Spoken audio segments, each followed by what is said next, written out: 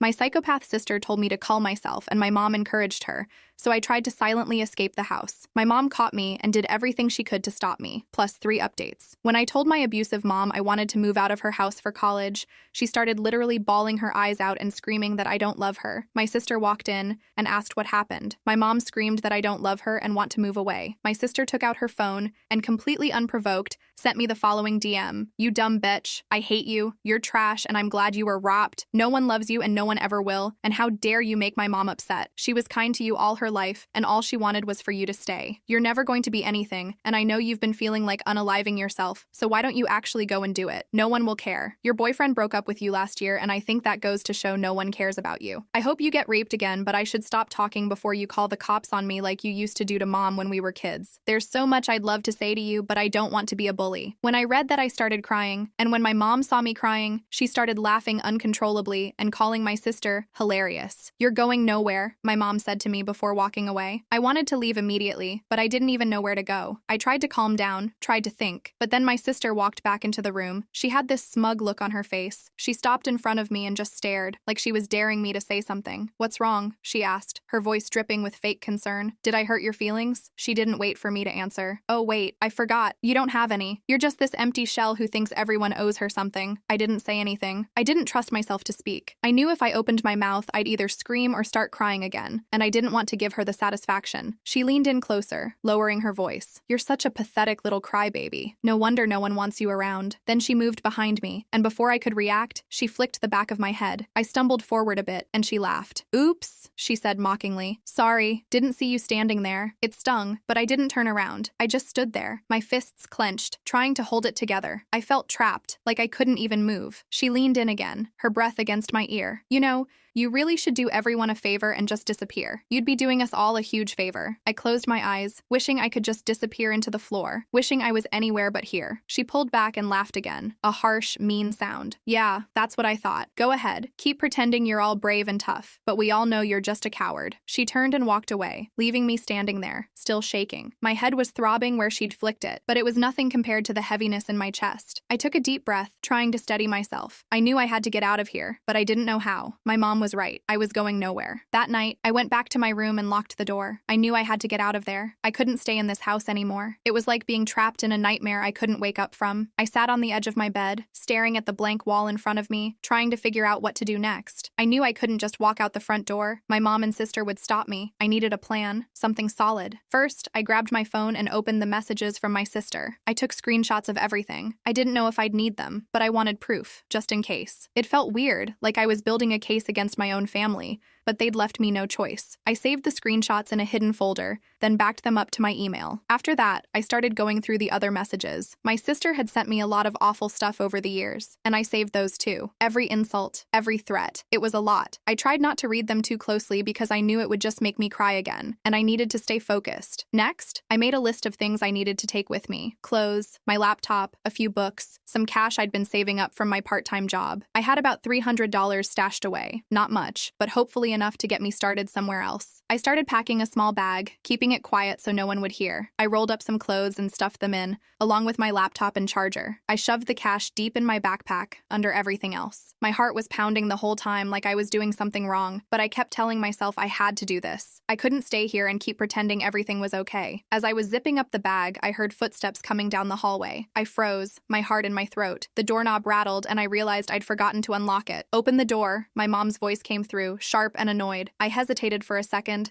then forced myself to get up and unlock the door. She pushed it open and stood there, arms crossed, glaring at me. Her eyes flicked to the bag on my bed, and I could see the realization dawning on her face. "What the hell do you think you're doing?" she demanded. I tried to stay calm, tried to think of something to say, but I could feel the panic rising in my chest. "I'm just packing some stuff," I said, my voice shaking a little. "For college. I just wanted to be ready." "Don't lie to me," she snapped, stepping into the room. "You think you're leaving? After everything I've done for you, you're just going to walk out?" I swallowed hard, my mouth dry. "I'm not trying to leave right now," I said, forcing a smile. "I was just getting things together. I'm not going anywhere." She didn't believe me. I could see it in her eyes. She took a step closer, her face inches from mine. "You think you're so smart, don't you? Think you're going to run off and have this perfect perfect little life? Well, you're not. You're not going anywhere. I know, Mom, I said, keeping my voice soft. I know. I'm staying here. I'm sorry. I hated saying it, hated pretending, but I knew if I didn't, she'd make everything worse. She looked at me for a long time, her eyes boring into mine like she was trying to see if I was lying. I forced myself to keep looking back, to keep my expression calm. Finally, she stepped back, her lips curling into a sneer. That's right, she said. You're not going anywhere. You belong here, with your family. Don't you forget that. I nodded, trying to look as defeated as I felt. I won't forget, I said quietly. She gave me one last glare before turning and leaving the room, slamming the door behind her. I let out a shaky breath, feeling like I'd just run a marathon. My hands were trembling as I finished packing, stuffing a few more things into the bag. I wasn't going to let her win. I wasn't going to stay here and let them destroy me. I didn't know how I was going to do it, but I was going to get out of this house. I had to. Even if it meant sneaking out in the middle of the night, I was going to leave. I wasn't going to let them break me anymore. I'm escaping this house, and I don't care what I have to do in order to do it. Something I should also mention is that I have been able to secretly contact an acquaintance of mine. I told her about my family situation, and she and her family kinda know my mom, and they told me they would be willing to take me in if I made my way down to them, and didn't tell anyone where I was staying. That's where I'm going. Update 1. My hands are shaking, but I am on the way to a domestic violence shelter. I am very afraid. The family who was going to take me in said that my mom is way too scary when she's mad, and in case she finds out where I am,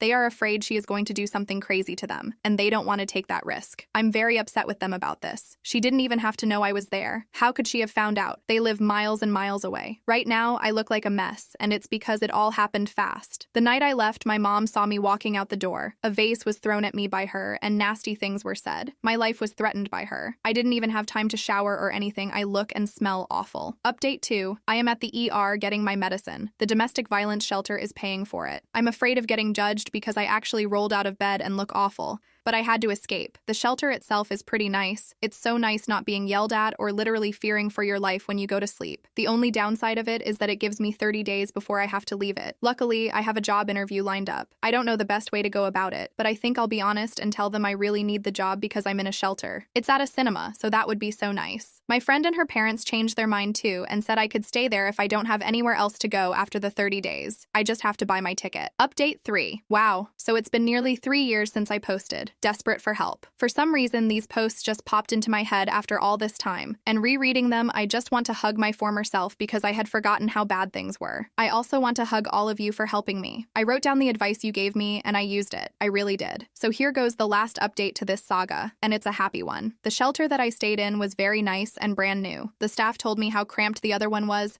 so I'm very lucky that I arrived when I did. After the first day, my nerves relaxed, and I could just breathe. There were about 7 other women there, and we each had our room with a nice bathroom. I was the youngest there, and the other women gave me advice about life, and they even did my makeup for interviews. We each took turns cooking, per the rules, and we developed a nice rapport. The staff was so amazing, and they also talked to me about life. I felt so safe at this place because of the security. Oh, I almost forgot. A church group came to give quilts they had made for us, and I still have mine. Sometimes I snuggle with it and think of how far I've come. I love that quilt, and I wash it very carefully. We also had group and individual therapy, which really helped. I know every domestic violence shelter experience isn't like this, but please don't be afraid to just leave when things get bad. Family abuse counts as domestic violence. I was able to find a job that paid more than the movie theater offered, and I told them that I didn't plan on going back to school in the future. Yes, it was a lie, but there was no way I could afford rent by working at a movie theater. I decided to look for my own place instead of just staying with the friend that offered because I needed stability, and if things got bad, I didn't really have a support net and would have to start over. I had no reason to think things would go bad, but after leaving such a bad situation, I guess nothing felt secure for me. I rented a room and my roommate was never home because he was a truck driver. I didn't feel very comfortable staying with an older man I didn't know, but I had very few options. He was very nice, and because our schedules never aligned, we left each other goodbye notes since we couldn't do it in person. I still have his note. I did go back to school the next semester when my medical leave was over, but not at my original school. I felt like I needed a fresh start, and my family knew about the old school anyway, so I applied to different schools. I got into a great school. I told my story, of everything I had survived, in the essay. When my sister told me that I wasn't going to be anything, she was wrong, and I think she knew she was wrong in her assessment of me. I graduated this year, and I have stability that I've never known before. Although I'm a few years older than I wanted to be when I graduated, I realized that sort of thing doesn't even matter, and the medical leave was beneficial. I just got engaged to a lovely man with a lovely family. They always tell me they're my family, and I'm so close with my future mother-in-law. I had food poisoning for the first time a few days ago, and my fiancé left the house at 2 a.m. to get Pedialyte just to make sure I was hydrated. And when I felt like I was never leaving the bathroom, he told me he was going to make lentil soup for me. I didn't have to ask or even say anything. When I was kid and vomiting, my mom told me to go back to sleep. It feels nice to be treated this way, and sometimes I catch myself saying, "You don't have to," when he tries to do something nice to me. Anyway, he has 6 siblings, and they're like the siblings I never had. I learned to value myself and put myself first. I wasn't loved, and so I do things for myself that I didn't get. No one made me feel special, so I do it myself. I make it a point to buy flowers for myself weekly. A therapist recommended this to me, and it makes a difference. No one cared that I was sick, so I make sure that I rest and relax without disruptions when I'm sick. No one valued my personal time or space, so I have days where I don't even answer my phone and just spend time with myself. Things like that. When I made that last update, I was crying, and I really didn't think I was going to be okay. I was at a shelter with a 30-day stay, and I thought there was no way anything beneficial could happen in 30 days. I was very depressed and hopeless, and I had no idea things would have gone in such a positive direction.